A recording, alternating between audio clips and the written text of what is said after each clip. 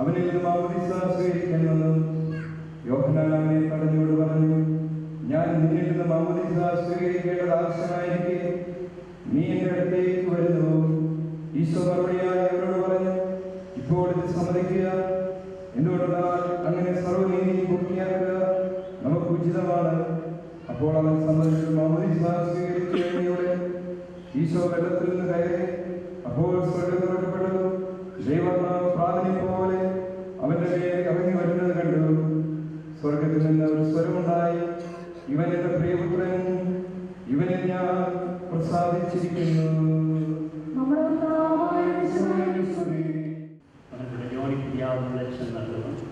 അച്ഛന് പ്രധാനമായ ശുചിയുടെ മുൻകാരിയാണ്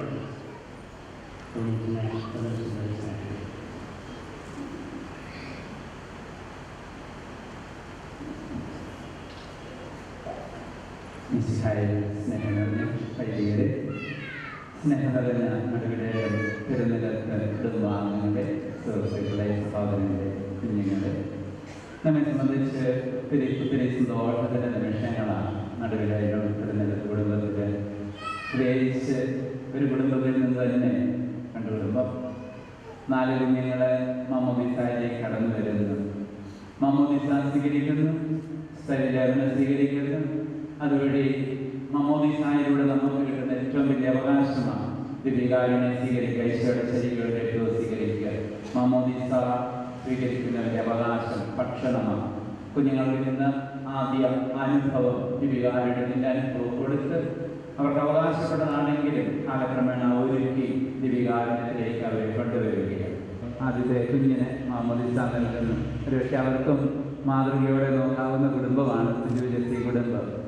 അവർക്ക് മാമോദീസയിലൂടെ ഒരു കുഞ്ഞ് മാമോദീസ സ്വീകരിക്കുമ്പോൾ ഈശോയുടെ മൗലിക ശരീരത്തിൽ അംഗങ്ങളായി മാറുകയാണ്.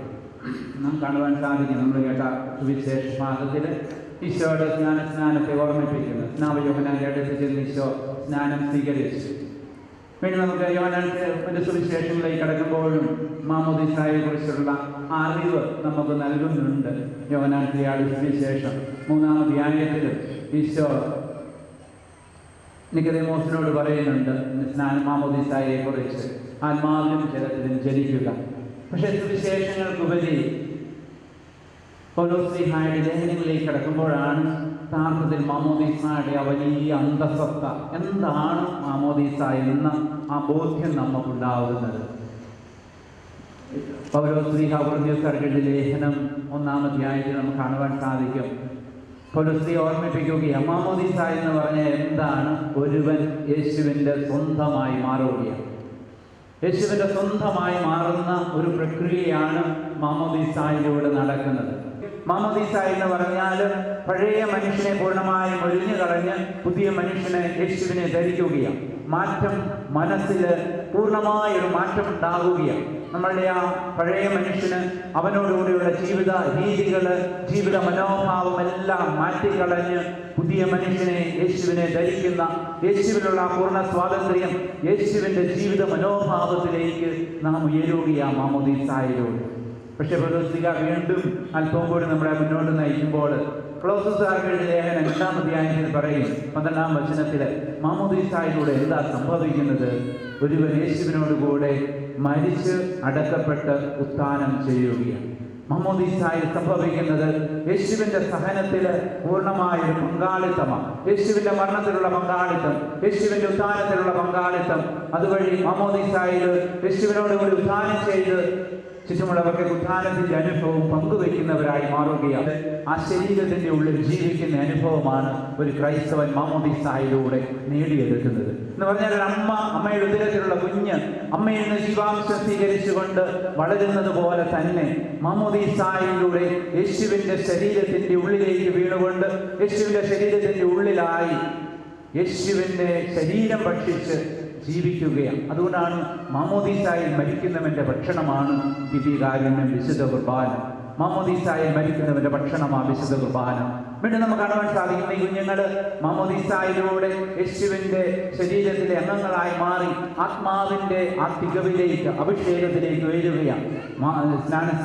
സ്ഥൈര്യലേപനം എന്ന ഉദാശയിലൂടെ സ്ഥൈര്യലേപനം സ്വീകരിക്കുമ്പോൾ ആത്മാവിന്റെ ഒരു അഭിഷേകം, മാമോദീസായി ലഭിക്കുന്ന ആത്മാവിന്റെ പൂർണ്ണത, ആത്മാവിന്റെ വരങ്ങളിലും ധാനങ്ങളിലും ഫലങ്ങളിലും ജീവിക്കുവാനുള്ള ആ ഒരു വലിയ വിളിയാണ് ഈ കുഞ്ഞുങ്ങൾക്ക് ലഭിക്കുന്നത്. ഓർക്കുക, മാമോദീസായുടെ ഈ വലിയ അന്തസത്ത വീണ്ടും വീണ്ടും നാം ധ്യാനിക്കുമ്പോഴാണ് യേശുവിനോട് ചേർന്നൊരു ജീവിതം, നിഷ്കളങ്കതയുടെ നൈർമല്യത്തിന്റെ ജീവിതത്തിലേക്ക് നമുക്ക് ഉയരുവാൻ സാധിക്കുന്നത്. അവിടെ നിന്നുകൊണ്ട് ദൈവത്തിന്റെ ജീവൻ നൽകുന്ന പദ്ധതിയിൽ നിർലോഭമായി പങ്കുചേരുക, അതാണ് സ്വർഗത്തിലേക്കുള്ള വളർച്ച. ജീവൻ നൽകി നിത്യജീവനിലേക്ക് നാം വളരണം. യേശുവിന്റെ പ്രവാചകത്വത്തെ കുറിച്ച് ചിന്തിച്ചാൽ പഴയ നിയമത്തിലേക്ക് നമ്മൾ തിരിയുമ്പോൾ പ്രവാചകന്മാരെ കുറിച്ചൊക്കെ നമ്മൾ കേൾക്കുന്നുണ്ട്. പ്രവാചകന്മാരെ കുറിച്ച് അതിന്റെ ഏറ്റവും പൂർണ്ണത എസെക്കിയേൽ പ്രവാചകന്റെ പുസ്തകത്തിൽ നമ്മൾ കാണുന്നുണ്ട്. അസ്ഥികളുടെ താഴ്വരയിലേക്ക് കടന്നു ചെല്ലുന്ന പ്രവാചകൻ പ്രവചിച്ചപ്പോൾ അവിടെ ജീവനുണ്ടായി. ചിതറിക്കിടന്ന അസ്ഥികളെല്ലാം ഒന്ന് ചേർന്ന് അവയ്ക്കെല്ലാം ജീവനുണ്ടായി, മനുഷ്യരൂപങ്ങളായി മാറി. ഇന്ന് യേശുവിന്റെ പ്രവാചകത്വത്തിൽ പങ്കുചേരുമ്പോൾ ഈ ജീവന് വേണ്ടിയുള്ള ഒരു നിലകൊള്ളലാണ്. ജീവന് വേണ്ടി നിലകൊണ്ടുകൊണ്ട് ദൈവത്തിന്റെ ജീവനെ പങ്കാളികളായി ജീവൻ നൽകി ദൈവം നൽകുന്ന ജീവനെ സന്തോഷത്തോടെ സ്വീകരിച്ചുകൊണ്ട് വളർത്തുമ്പോൾ യേശുവിന്റെ പ്രവാചകത്വത്തിന്റെ പൂർണ്ണതയിൽ ഒരു കുടുംബം സ്വർഗത്തിന്റെ പൂർണ്ണതയിലേക്ക് ഉയരുകയും ഒരുപക്ഷെ നമുക്ക് കാണുവാൻ സാധിക്കുമെന്ന് നമ്മുടെയൊക്കെ ക്രൈസ്തവ കുടുംബങ്ങളിലൊക്കെ പലപ്പോഴും കുഞ്ഞുങ്ങളുടെ എണ്ണം കുറഞ്ഞു പോകുകയാണ്. ഒരുപക്ഷെ ഞാൻ ഈ അടുത്ത കാലത്തൊക്കെ ചിന്തിച്ചപ്പോൾ 1985-90കളിൽ നമ്മളുടെ ഇടവക കൂട്ടായ്മകളും സഭകളും രൂപതകളും ഒക്കെ കുടുംബജീവിതത്തിലേക്ക് കൂടുതൽ കടന്നു ചെല്ലുകയും ആ കുടുംബജീവിതത്തിന്റെ വളർച്ചയെ കുറിച്ചൊക്കെ നന്മയോടെ പറഞ്ഞു കൊടുത്തു, നാച്ചുറൽ ഫാമിലി പ്ലാനിങ്ങിനെ കുറിച്ചൊക്കെ. പക്ഷേ അത് വേണ്ടവണ്ണം കുടുംബങ്ങൾ ഉപയോഗിച്ചോ അതോ ഒരുപക്ഷെ മാറിപ്പോയി. കുഞ്ഞുങ്ങളുടെ കുറച്ചു മതി. പണ്ടൊക്കെ ദാരിദ്ര്യത്തിന്റെ പൂർണ്ണതയിലായിരുന്നെങ്കിലും 8, 10, 12 കുഞ്ഞുങ്ങൾക്ക് ജന്മം നൽകിക്കൊണ്ട് മാതാപിതാക്കൾ വിശ്വാസത്തോടെ ദൈവത്തോട് ചേർന്ന് നിന്നുവെങ്കിൽ ഇന്ന് പണവും സമ്പത്തും ഒക്കെ ആവോളം നമുക്കുണ്ടെങ്കിലും ജീവൻ നൽകുവാൻ മടിക്കുന്ന ഒരു കാലഘട്ടമാണ്. നോക്കുക, ജീവൻ നൽകുന്നതാണ് സ്വർഗത്തിലേക്കുള്ള കുടുംബത്തിന്റെ വഴി. അതുകൊണ്ടാണ് ഞാൻ പ്രത്യേകിച്ച് സിജുജിയൊക്കെ ഓർക്കും, അവരെപ്പോഴും സ്വർഗത്തിലേക്ക് പോകുന്നുള്ള ഉറപ്പാണ്. കാരണം 5 കുഞ്ഞുങ്ങൾ ഇനി ആഴട്ടെ എന്ന് ഞാൻ പ്രാർത്ഥിക്കും. ഞാൻ സാധാരണ എല്ലാ കുർബാനയിലും പ്രാർത്ഥിക്കാനുള്ള ഒരു കാര്യമാണ്. കുടുംബങ്ങൾക്ക് വേണ്ടി പ്രാർത്ഥിക്കുമ്പോൾ ഓരോ കുടുംബത്തിലും ജീവൻ വീണ്ടും വീണ്ടും കുഞ്ഞുങ്ങൾ ജനിക്കട്ടെ എന്ന് ഓരോ കുർബാനയിലും ഞാൻ സാധാരണ പ്രാർത്ഥിക്കാറുണ്ട്. അല്ലാതെയൊക്കെ എല്ലാ കുർബാനയിലും എല്ലാ ആരാധനയിലും ഞാൻ എവിടെയാണെങ്കിലും കുഞ്ഞുങ്ങൾ ഉണ്ടാവുക, കുടുംബത്തിൽ കുഞ്ഞുങ്ങൾ ജനിക്കുവാൻ വേണ്ടി പ്രാർത്ഥിക്കും. ജസ്റ്റിസ് കുടുംബം ഞാൻ എന്താണ്ട് 4-5 വർഷം ഉണ്ടായിരുന്നു. എപ്പോഴും ഓടിപ്പോകുന്ന കുടുംബം, കുഞ്ഞുങ്ങള് സാന്തരായും ചോണിക്കുട്ടനും അന്നയും എല്ലാവരും സ്നേഹമാണ്. കുഞ്ഞുങ്ങൾ ഒത്തിരി കുടുംബത്തിൽ ജനിക്കുന്നതാണ് ഒരു കുടുംബത്തിന്റെ ഏറ്റവും വലിയ സന്തോഷം. കുഞ്ഞുങ്ങൾ എത്രമാത്രം ജനിക്കുന്നുവോ, കുഞ്ഞുങ്ങളുടെ ഇടം കൊടുക്കുവോ, ആ കുടുംബം സന്തോഷത്തിന്റെ കുടുംബമായി മാറും. എനിക്കറിയാം, ഞാൻ കൗൺസിലിംഗ് തലത്തിലൂടെയൊക്കെ ചിന്തിക്കുമ്പോൾ ഏറ്റവും പ്രശ്നമുള്ള കുടുംബം എന്ന് പറഞ്ഞാൽ ഒരു കുഞ്ഞുള്ള കുടുംബമാണ്. ആ ഒരു കുഞ്ഞ് അപ്പനെയും അമ്മയും എപ്പോഴും കൈ കളിപ്പിച്ചുകൊണ്ടിരിക്കും. അപ്പനിൽ നിന്ന് കിട്ടാനുള്ളത് മേടിച്ചെടുക്കും, അമ്മയിൽ നിന്ന് കിട്ടാനുള്ളത് മേടിച്ചെടുക്കും. രണ്ട് കുഞ്ഞുങ്ങളുണ്ടെങ്കിലും ഒന്നിച്ചിരി കറുത്തതായിരിക്കും, ഒന്നിച്ചിരി വെളുത്തതായിരിക്കും, ഒന്നിച്ചിരി പഠിക്കുന്നതായിരിക്കും, ഒന്നിച്ചിരി പഠിക്കാത്തതായിരിക്കും, ഒന്ന് പാടുന്നതായിരിക്കും, പാടാത്തതായിരിക്കും, ഡാൻസ് കളിക്കുന്നതായിരിക്കും, ഡാൻസ് കളിക്കാത്തതായിരിക്കും. എന്തിന് കുറവുണ്ടോ ആ കുഞ്ഞിന്റെ ജീവിതത്തിന്റെ വളർന്നു വരുമ്പോൾ കുറവുകളിലൂടെ കടന്നു പോകുന്നു. അതുകൊണ്ടാണ് രണ്ട് കുഞ്ഞുങ്ങളുടെ കുടുംബത്തിൽ പലപ്പോഴും ഒരു കുഞ്ഞ് ഒത്തിരി നല്ലോണം വളർന്നു വരും, ഒന്ന് ചുരുങ്ങി ശുഷ്കമായി പോകുന്നത് നമുക്ക് കാണുവാൻ സാധിക്കും. 3, 4, 5, 6 കുഞ്ഞുങ്ങളൊക്കെ ഒരു കുടുംബത്തിലേക്ക് കടന്നു വരുമ്പോൾ എപ്പോഴും അവർക്ക് ഒന്നിനോട് ചേർന്ന് ഇനി ഒരു ചെറിയ പ്രശ്നങ്ങളൊക്കെ ഉണ്ടെങ്കിലും ചേർത്തി അനിയത്തെയും ആങ്ങളെ പെങ്ങളെയൊക്കെ നോക്കി അങ്ങോട്ടും ഇങ്ങോട്ടും ആശ്വസിപ്പിച്ചുകൊണ്ട് കുടുംബത്തിലെ നല്ല വ്യക്തിത്വങ്ങളുള്ള കുഞ്ഞുങ്ങളായി വളർന്നു വരുന്നത് കാണുവാൻ സാധിക്കും. അതുകൊണ്ടാണ് നമുക്ക് കാണുവാൻ സാധിക്കുക 5 കുഞ്ഞുങ്ങളെങ്കിൽ സാന്ദ്ര മൂത്തതാണെങ്കിൽ പോലും എല്ലാ കുഞ്ഞുങ്ങളെയും അവർ ടേക്ക് കെയർ ചെയ്യും. കൊച്ചായിട്ട് ഓടി നടന്ന് എല്ലാവരെയും നോക്കുന്ന കാഴ്ച നമുക്ക് കാണുവാൻ സാധിക്കും. എത്ര കുഞ്ഞായിട്ട് സാന്ദ്രമോളൊക്കെ കൊച്ചായിരിക്കുമെന്നുള്ള എനിക്കറിയാം. നമുക്ക് കുഞ്ഞുങ്ങൾ കൂടുന്നതാണ് ഒരു കുടുംബത്തിന്റെ അനുഗ്രഹം. ഇന്ന് 3 കുഞ്ഞുങ്ങളുമായിട്ട് 5 കുഞ്ഞുങ്ങളും അവർ 3 പേർക്ക് മുഹമ്മദ് നൽകുവാൻ ജെസ്സിയും ഒന്നിച്ച് നിൽക്കുമ്പോൾ ദൈവത്തിന്റെ വലിയ സാന്നിധ്യമാണ്. നമ്മുടെ ക്രൈസ്തവ കുടുംബങ്ങൾ ഇന്ന് കേരളത്തിൽ അറിയേണ്ടതും പഠിക്കേണ്ടതും അനുഭവിക്കേണ്ടതും കുടുംബം ജീവന്റെ കുടുംബങ്ങളാക്കി മാറ്റുവാനുള്ള ആ ഒരു വലിയ ബോധ്യമാണ്. ഒരുപക്ഷെ നമ്മുടെ രൂപതകളും കുടുംബ കൂട്ടായ്മകൾക്ക് വേണ്ടി നിലകൊള്ളുന്ന വൈദികരുമൊക്കെ ഏറ്റവും കൂടുതൽ കുടുംബങ്ങളിലേക്ക് കടന്നു ചെന്നുകൊണ്ട്, വ്യക്തിപരമായ ഒരു കുടുംബത്തിലേക്ക് കടന്നു ചെന്നുകൊണ്ട് മാതാപിതാക്കളെ വിവാഹത്തിലേക്ക് കടന്നു വരുന്നവരെ ഓർമ്മിപ്പിക്കണം. ജീവനിലൂടെയാ സ്വർഗം കിട്ടുന്നത്, ജീവന്റെ പദ്ധതിയിലൂടെയാ സ്വർഗം നേടിയെടുക്കുന്നത്. ജീവന് വേണ്ടി നിലകൊള്ളുമെങ്കിൽ മാത്രമേ നമുക്ക് സ്വർഗത്തിലേക്ക് കടന്നു പോകാനുള്ള അവകാശമുള്ളൂ എന്ന യാഥാർത്ഥ്യം. ഉദാശകളിലൂടെ കിട്ടുന്ന ആത്മാവിന്റെ അഭിഷേകത്തിൽ നിലകൊള്ളുമ്പോഴാണ് ജീവന് വേണ്ടി നിലകൊള്ളുവാൻ നമുക്ക് സാധിക്കുന്നത്. ജീവനോടെന്നും അതെ അതെ എന്ന് പറയുവാൻ അവിടെയാണ് സാധിക്കുന്നത്.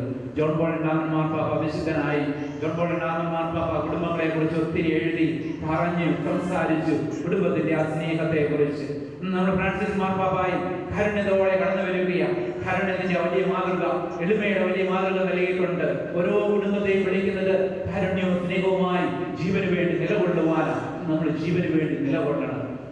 ഞാൻ ഓർത്ത് എൻ്റെ ഇടവകയിലേക്ക് ചെല്ലുമ്പോൾ അവിടെ ഒരു അമ്മച്ചിയുണ്ട്, 104 വയസ്സുണ്ട്. ഞാൻ കഴിഞ്ഞ പ്രാവശ്യം ചെന്നപ്പോഴും അമ്മച്ചിക്ക് കണ്ണു കാണാം, ചെവി കേൾക്കാം. ഓടി വന്നു, ഞാൻ ചെന്ന് വന്ന് പറഞ്ഞപ്പോഴേ മുറിയിൽ നിന്ന് ഓടി വരികയാണ് അമ്മ. ഞാൻ ഓർത്ത് എന്തുകൊണ്ടായി അമ്മ 104 വയസ്സിലും ആരോഗ്യത്തോടെ ജീവിക്കുന്നതെന്ന് ചോദിച്ചാൽ ഒരു രഹസ്യം അതിൻ്റെ പുറകിലുള്ളത്.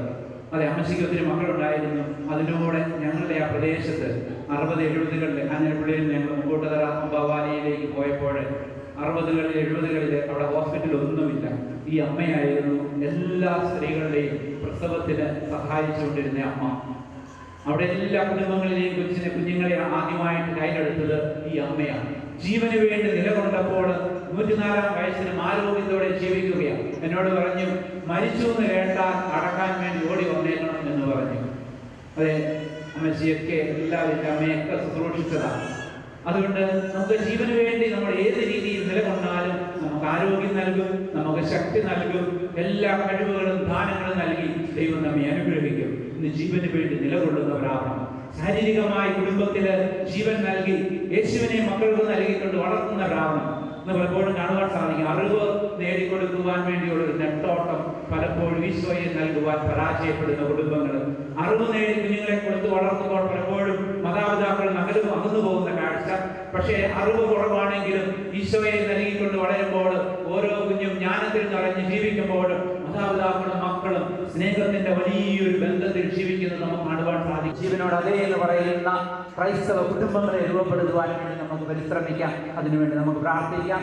എല്ലാം 2 കുടുംബം നടുവിഴയും പിന്നലത്തെ കുടുംബത്തിലെ എല്ലാവരെയും പ്രത്യേകം പ്രാർത്ഥനയിൽ ഓർക്കുന്നു. അതുപോലെ സിജുവിനും ജെസ്സിക്കും ആചാര്യയ്ക്കും സിജുവിനും എല്ലാവിധ ആശംസകളും മംഗളങ്ങളും ദൈവത്തിന്റെ സമൃദ്ധമായ കൃപയും ആത്മാവിന്റെ അഭിഷേകവും ഈ കുടുംബങ്ങളിൽ നിറഞ്ഞു നിൽക്കട്ടെ എന്ന് പ്രാർത്ഥിച്ചുകൊണ്ട് ദൈവത്തിന്റെ പരിശുദ്ധാത്മാവിന്റെ നാമത്തിൽ ആമേൻ. ഞങ്ങൾക്ക് വേണ്ടി മരിക്കുകയും സംസ്കരിക്കപ്പെടുകയും മഹത്വത്തോടെ ഉയർത്തിയിരിക്കുകയും ചെയ്ത കർത്താവേ, പാപത്തിൽ മരിച്ച ജീവൻ പ്രാപിക്കുന്ന ഈ ശിശുക്കളെ അനുഗ്രഹിക്കണമെന്ന് ഞങ്ങൾ പ്രാർത്ഥിക്കുന്നു.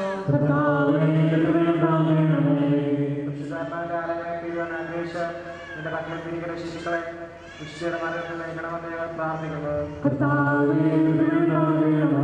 എല്ലാ ജനതകളെയും സുവിശേഷം അറിയിച്ച് ശിഷ്യപ്പെടുത്തി നൽകുവാൻ കർത്താവേ, നിന്നെ കൽപ്പനയിൽ വർത്തിക്കുന്ന നിങ്ങളെ പിൻപാർക്കണമേ. ഭൂമിയിൽ സ്വർഗരാജ്യം സ്ഥാപിക്കുവാൻ നിയോഗിച്ച സഭ ഞങ്ങളിലൂടെ ആ ദൗത്യം മനുഷ്യരെല്ലാവരും ഇവിടെ ദിനം വേഗം സംജാതമാകട്ടെ. ഞങ്ങൾ പരിഗണന ചെയ്യുന്ന ഈ പരിശുദ്ധാത്മാവിനെ ശിശുക്കൾക്ക് നിത്യജീവന്റെ പ്രകടമായി ലഭിക്കട്ടെ. സകലത്തിന്റെയും നാഥായ നയിക്കും.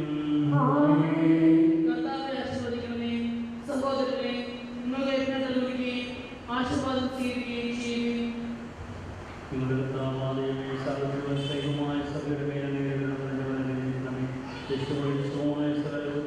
സംരക്ഷിക്കണമേ. ഭക്തിയോടും ശ്രദ്ധയോടും